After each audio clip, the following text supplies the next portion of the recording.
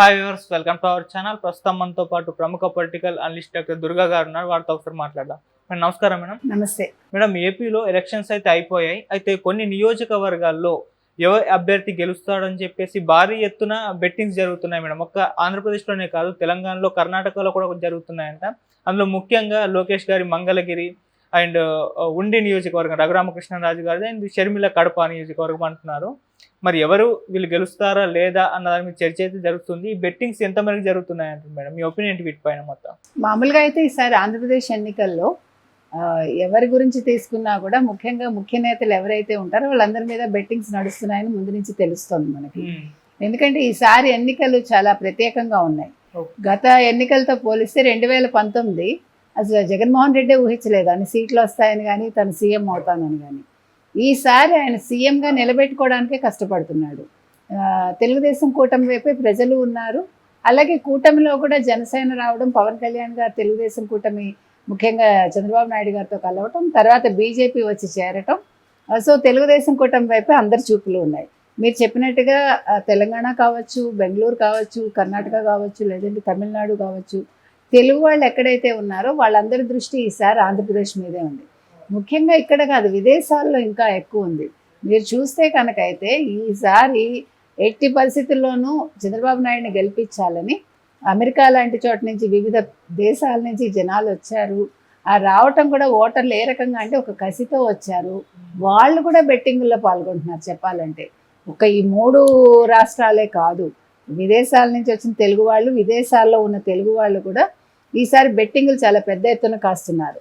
అంటే వీళ్ళు వాళ్ళు అని లేదు, చదువుకున్న వాళ్ళు, చదువుకోని వాళ్ళు, డాక్టర్స్, లాయర్స్, సాఫ్ట్వేర్ వాళ్ళు, తర్వాత మామూలుగా ఈ ట్రేడింగ్లో ఉండేవాళ్ళు, ఇలా ప్రతి ఒక్కళ్ళు బెట్టింగుల్లో ఉన్నారు.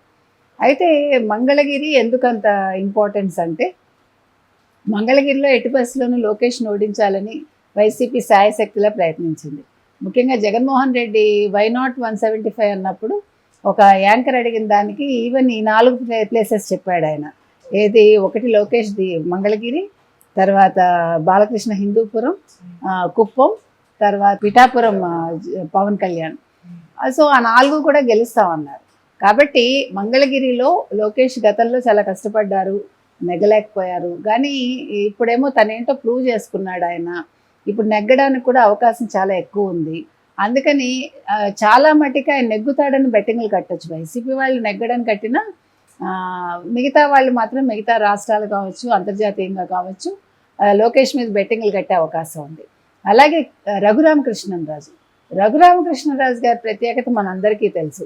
రఘురామకృష్ణరాజు గారు ఒక పోరాటం చేశాడు. ఆయన వైసీపీలోకి వెళ్ళి తప్పిదం చేశానన్నాడు. వైసీపీలో వెళ్ళాక జగన్మోహన్ రెడ్డి తీరు నచ్చక ఆయన చాలా కష్టపడ్డాడు.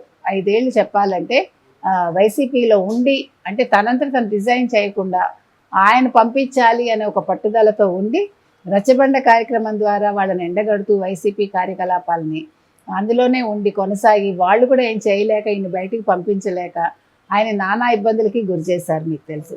ఇంకో పెద్ద విషయం ఏంటంటే, ఆయన అరెస్ట్ చేసి ఆయన కొట్టిన తీరు అసలు చంపేసేవాళ్లే. ఆయన అదృష్టం కొద్దీ జడ్జిమెంట్ రావడం, ఆయన విడుదల అవ్వడం జరిగింది. సో తెలుగుదేశం మొదటి నుంచి అతనికి అండగా ఉండడం, ఎస్పెషల్లీ ఆయన కష్టకాలంలో ఆయన చంద్రబాబు నాయుడు ఆదుకోవడం, ఆ విషయాన్ని ఆయన ఇప్పటికీ ప్రస్తావిస్తారు. బికాజ్ ఆఫ్ చంద్రబాబు నేను ఈరోజు బతుకున్నానని. కాబట్టి రఘురామకృష్ణరాజుకి లాస్ట్ మినిట్ వరకు ఆయనకి అసలు సీట్ ఏది వస్తుంది ఏది రాదు, అసలు నరసాపురం అనుకున్నారు, ఆఖరికి ఉండి ఇచ్చారు. ఉండి ఇచ్చాక కూడా అంటే బీజేపీనా తెలుగుదేశమా ఈ డైలమాల నుంచి బయటపడి ఆయన తెలుగుదేశం ప్రాథమిక సభ్యత్వం తీసుకున్నాక తర్వాత వారికి ఉండి ఇవ్వటం, ఉండిలో చాలా ఆయన బాగా ప్రచారం చేశారు. ఆయనకి వ్యక్తిగతంగా కూడా చాలా మంచి పేరుంది, పార్టీలో కూడా మంచి పేరుంది ఆయనకి. ఆయన అందరూ ఆహ్వానించారు రావాలని. అటువంటి రఘురామకృష్ణరాజు మీద బెట్టింగ్ కూడా చాలా పెద్ద తరహాలోనే ఉంటుంది, అందరూ కూడా బెట్ చేస్తారు. ఇకపోతే షర్మిల, అసలు షర్మిల ఎందుకు ప్రత్యేకత ఏంటి, షర్మిల దేవుంది గొప్పతనం అనుకుంటే, మామూలుగా షర్మిల రాజశేఖర రెడ్డి గారు అమ్మాయి, జగన్మోహన్ రెడ్డి చెల్లెలుగా అందరికీ ఫస్ట్ తెలుసు. తర్వాత అనిల్ కుమార్ అనే అతన్ని చేసుకుంది, అతనేమో మత ప్రచారకుడు, ఇవన్నీ మనకు తెలుసు.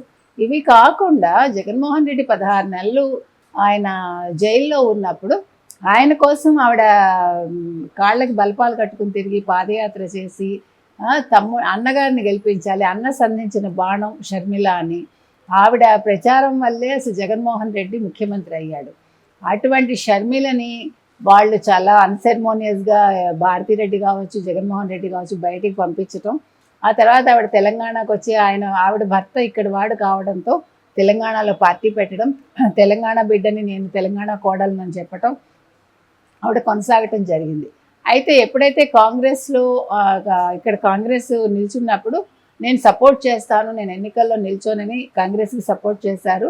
ఆ తర్వాత కారణాంతరాల వల్ల ఆవిడ ఇక్కడ వదిలేసి ఎప్పుడైతే అన్నగారు వదిన తన్ని ఇన్సల్ట్ చేశారో దెన్ ఆవిడ ఆంధ్రప్రదేశ్లో కాంగ్రెస్ సోనియా గాంధీ వాళ్ళు పిలవడం, ఆవిడ పార్టీని విలీనం చేసి ఆవిడ కాంగ్రెస్ అధ్యక్షురాలు అవ్వడం, తర్వాత ఆవిడ కడప ఎంపీగా నిల్చోవటం జరిగింది సోనియా గాంధీ కోరిక మేరకు.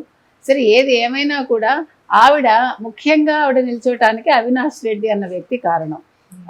తనకు కూడా అతను బ్రదరే అవుతాడు. కాకపోతే జగన్మోహన్ రెడ్డి అవినాష్ రెడ్డి లాంటి హంతకులకి సహాయం చేసిన వ్యక్తిని నిల్చోపెట్టడం ఎంపీగా, తర్వాత అతను గెలిపించమని అడగడం అది ఆవిడకి నచ్చలేదు. సునీతని కూడా ఇబ్బంది పెట్టడం, సునీత బయటికి రావడం, సొంత బాబాయ్ హత్య కేసులో ఇతను ఇన్వాల్వ్ అయి ఉండడం, ఇవన్నీ చూశాక 5 ఏళ్ళైనా ఆ బాబాయ్ హత్యకి ఎటువంటి పరిష్కారం రాకపోవటం, దోషులు ఎవరో తెలియకపోవటం, సో అక్కడ సునీత పోరాటానికి ఆవిడ మద్దతు తెలిపి అవినాష్ రెడ్డిని ఓడించాలి అన్న ఏకైక లక్ష్యంతో ఆవిడ కడపకి రావడం, కడపకి వచ్చాక కూడా ఆవిడ క్యారెక్టర్ అసాసినేషన్ చేయడం, జగన్మోహన్ రెడ్డి చేయటమే కాకుండా చుట్టూ ఉన్న వాళ్ళ చేత చేయించటం, అది చాలా దుర్మార్గం. అది అలాంటివి ఎందుకు చెప్తున్నామంటే ఎంత పగవాడైనా కూడా ఆడవాళ్ళని కించపరచకూడదు. అలాంటిది నా తండ్రికి పుట్టలేదు అంటే జగన్మోహన్ రెడ్డి లాంటి వాళ్ళు తల్లినే కించపరిచినట్టు. అసలు నిజంగా రాజశేఖర రెడ్డి బతుకుంటే ఆయన ఆత్మ ఎంతో క్షోభించేదో. సో అది మెయిన్ రీజను. ఆ తర్వాత తనకి జరిగిన అవమానాలు ఇవన్నీ ఆవిడ దృష్టిలో పెట్టుకుని కడపలోనే కాకుండా పులివెందుల్లో నా అన్నగారైన జగన్మోహన్ రెడ్డిని గెలిపించొద్దు, అతను ముఖ్యమంత్రి పీఠం నుంచి దింపండి అని చెప్పి ఆవిడ పిలుపునిచ్చారు.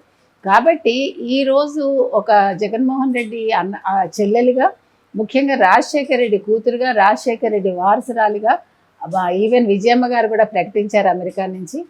సో నా కూతుర్ని గెలిపించండి అని పరోక్షంగా ఆవిడ జగన్మోహన్ రెడ్డిని ఓడించండి అని చెప్పటం, ఇవన్నీ కలిపి షర్మిల ఒక ప్రత్యేకతను సంతరించుకుంది ఆవిడ. ఈరోజు ఆవిడ ఆ రోజు బై బై బాబు అంది, ఈరోజు బై బై జగన్ అని చెప్పింది ఆవిడ. సో ప్రజలు అందుకోసమని ఆవిడకి పట్టం కడతారు తప్పకుండా. ఆవిడ కడపలో మంచి మెజార్టీతో ఆవిడ గెలుస్తారు. సో ఆవిడ మీద బెట్టింగ్ కట్టడం అనేది సహజం మనకి, బికాజ్ ఈ రోజు ఆవిడ చాలా ప్రాముఖ్యత ఉన్న వ్యక్తి. కాబట్టి వీళ్ళ ముగ్గురు కూడా గెలుపు తథ్యం అండి. అది కూడా చాలా భారీ మెజార్టీతో గెలుస్తారు వాళ్ళు, అందులో మనకి ఎటువంటి సందేహం లేదు.